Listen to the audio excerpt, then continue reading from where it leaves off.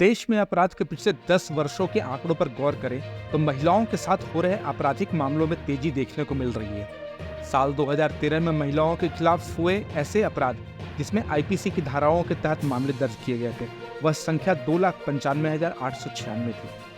साल 2022 में इस आंकड़े की संख्या देखें तो वह 3,65,300 पर पहुंच गई। रोजाना औसतन 1,000 महिलाओं के खिलाफ आईपीसी में आने वाले अपराध हो रहे हैं। केंद्रीय गृह मंत्री अमित शाह ने संसद में 3 बिल प्रस्तुत किए।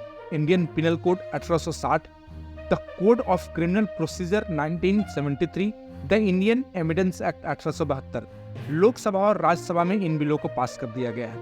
शाह का मानना है कि ये बिल सिर्फ संशोधन बिल नहीं, इसकी मदद से पूरा कानून ही बदल जाएगा। ये बिल मसौदा क्रिमिनल जस्टिस सिस्टम में बुनियादी बदलाव लाएगा। नए बिलों में महिलाओं, बच्चों के अपराध को लेकर नया क्या, देखते हैं। भारतीय न्याय संहिता ने यौन अपराधों से निपटने के लिए महिलाओं और बच्चों के प्रति अपराध नामक एक नया अध्याय पेश किया है। इस विधेयक में 18 वर्ष से कम उम्र के महिलाओं के बलात्कार से संबंधित प्रोविजन में बदलाव का प्रस्ताव कर रहा है। नाबालिग बच्चे से सामूहिक बलात्कार को पॉक्सो के साथ सुसंगत बनाया है। 18 वर्ष से कम आयु के बच्चियों के मामले में आजीवन कारावास या मृत्यु दंड का प्रावधान किया गया है। गैंग रेप के सभी मामलों में 20 साल की सजा या आजीवन कारावास का प्रावधान है। 18 वर्ष से कम उम्र की स्त्री के साथ सामूहिक बलात्कार का एक नई अपराध कैटेगरी होगा। धोखे से यौन संबंध बनाने या विवाह करने के सच्चे इरादे के बिना विवाह करने का वादा करने वाले व्यक्ति के लिए लाक्षित दंड का प्रावधान करता है। EFIR के माध्यम से महिलाओं के प्रति अपराधों की रिपोर्टिंग के लिए एक परिवर्तनकारी दृष्टिकोण पेश करता है। संवेदनशील अपराधों के त्वरित रिपोर्टिंग में सहायता करता है। नए विधेयक उन सगे अपराधों के लिए EFIR की भी अनुमति देता है जहां आरोपी अज्ञात होता है। इलेक्ट्रॉनिक प्लेटफॉर्म पीड़ितों को अपराध की रिपोर्ट करने के लिए एक विवेकशील अवसर प्रदान करता है। भारतीय न्याय संहिता, इसमें 358 धाराएं होगी। आईपीसी की 511 धाराओं के स्थान पर 20 नए अपराधों को जोड़ा गया है। 33 अपराधों में कारावास की सजा को बढ़ाया गया है। 83 अपराधों में जुर्माने की सजा राशि को बढ़ाया गया है। 23 अपराधों में अनिवार्य न्यूनतम सजा शुरू की गई है। 6 अपराधों में सामुदायिक सेवा का दंड शुरू किया गया है। 19 धाराएं निरस्त हटा दी गई है। भारतीय नागरिक सुरक्षा संहिता, इसमें 531 सेक्शन होंगे। सीआरपीसी की 484 धाराओं के स्थान पर कुल 177 प्रोविजन में बदलाव हुआ है। 9 नए सेक्शन, 39 नए सब सेक्शन जोड़े गए हैं। 44 नए प्रोविजन तथा स्पष्टीकरण जोड़े गए हैं। 35 सेक्शन में टाइमलाइन जोड़ी गई है। 35 जगह पर ऑडियो वीडियो का प्रावधान जोड़ा गया है। 14 धाराएं निरस्त कर दी गई है। भारतीय साक्ष्य अधिनियम, इसमें 170 धाराएं होंगी, मूल 167 धाराओं के स्थान पर कुल 24 धाराओं में बदलाव किया गया है। 2 नई धारा, 6 उप धाराएं जोड़ी गई है। 6 धाराएं हटा दी गई है। भारतीय न्याय संहिता प्रमुख विशेषताएं। ब्रिटिश शासन को मानव वध या महिलाओं पर अत्याचार से महत्वपूर्ण राजद्रोह और खजाने की रक्षा थी। इन 3 कानूनों में महिलाओं और बच्चों के प्रति अपराधों, हत्या और राष्ट्र के विरुद्ध अपराधों की प्रमुखताएं दी गई है। इन कानूनों को प्रायोरिटी भारतीयों को न्याय देने का है। इसके मानवाधिकार की रक्षा की है। आतंकवाद की टूटेगी कमर। भारतीय न्याय संहिता में पहली बार आतंकवाद की व्याख्या की गई है। इसे दंडनीय अपराध बना दिया गया है। व्याख्या।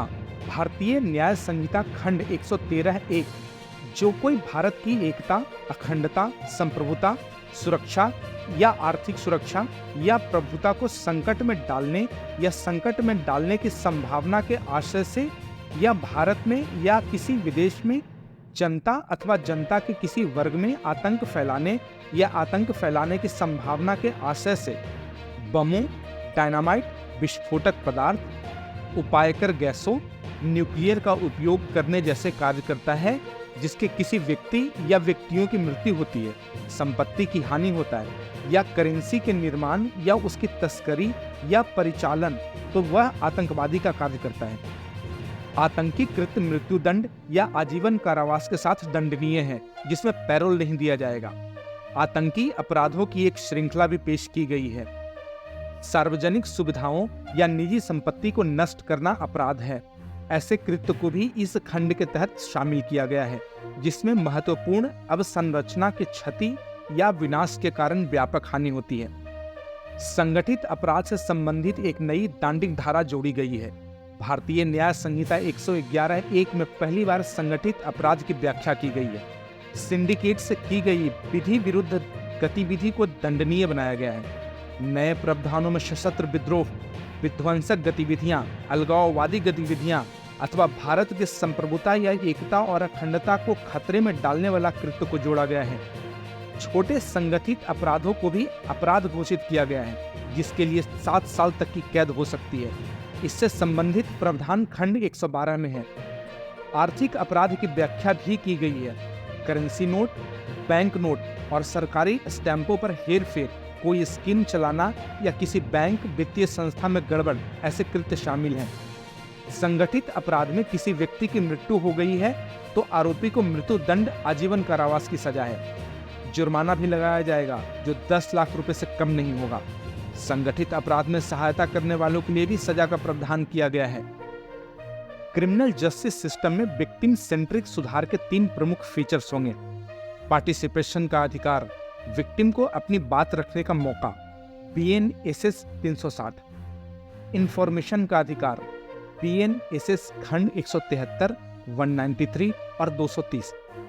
नुकसान के लिए क्षतिपूर्ति का अधिकार, और यह तीनों फीचर्स नए कानूनों में सुनिश्चित किए गए हैं। 0 FIR दर्ज करने की प्रथा को संस्थागत बना दिया गया है। BNSS 173। FIR कहीं से भी दर्ज कर सकते हैं, भले ही अपराध किसी भी इलाके में हुआ हो। विक्टिम के सूचना के अधिकार, विक्टिम को FIR के एक प्रति निःशुल्क प्राप्त करने का अधिकार, विक्टिम को 90 दिन के भीतर जांच में प्रगति के बारे में सूचित करना, पीड़ितों को पुलिस रिपोर्ट, FIR, गवाह के बयान आदि के अनिवार्य प्रावधान के माध्यम से उनके मुकदमे के ब्यौरों को जानकारी का एक महत्वपूर्ण अधिकार प्रदान करता है। जांच और मुकदमे के विभिन्न चरणों में पीड़ितों को जानकारी प्रदान करने के लिए उपबंध शामिल किए गए हैं।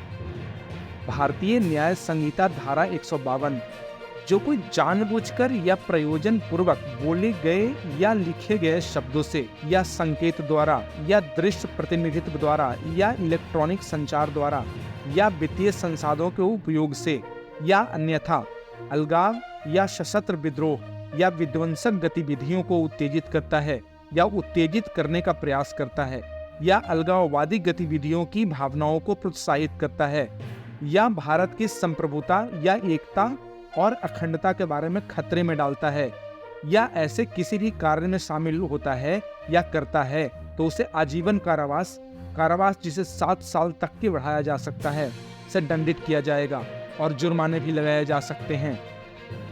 भारतीय नागरिक सुरक्षा संहिता के प्रमुख फीचर, टाइमलाइन, आपराधिक कार्यवाही शुरू करने, गिरफ्तारी, जांच, आरोप पत्र, मजिस्ट्रेट के समक्ष कार्यवाही, कॉग्निजेंस, चार्जेस, प्ली बार्गेनिंग, सहायक लोक अभियोजन की नियुक्ति, ट्रायल, जमानत, जजमेंट और सजा, दया याचिका आदि के लिए एक समय सीमा निर्धारित की गई है।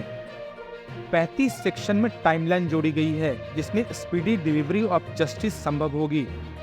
BNSS में इलेक्ट्रॉनिक कम्युनिकेशन के माध्यम से शिकायत देने वाले व्यक्ति द्वारा 3 दिनों के भीतर FIR को रिकॉर्ड पर लिया जाना होगा। यौन उत्पीड़न के पीड़ित को चिकित्सा जांच रिपोर्ट मेडिकल एग्जामिनर द्वारा 7 दिन के भीतर जांच अधिकारी को फॉरवर्ड की जाएगी। पीड़ितों, मुखबिरों को जांच की स्थिति के बारे में सूचना 90 दिन के भीतर दी जाएगी। आरोप तय करने का काम समक्ष मजिस्ट्रेट द्वारा आरोप की पहली सुनवाई के 60 दिनों के भीतर किया जाना होगा।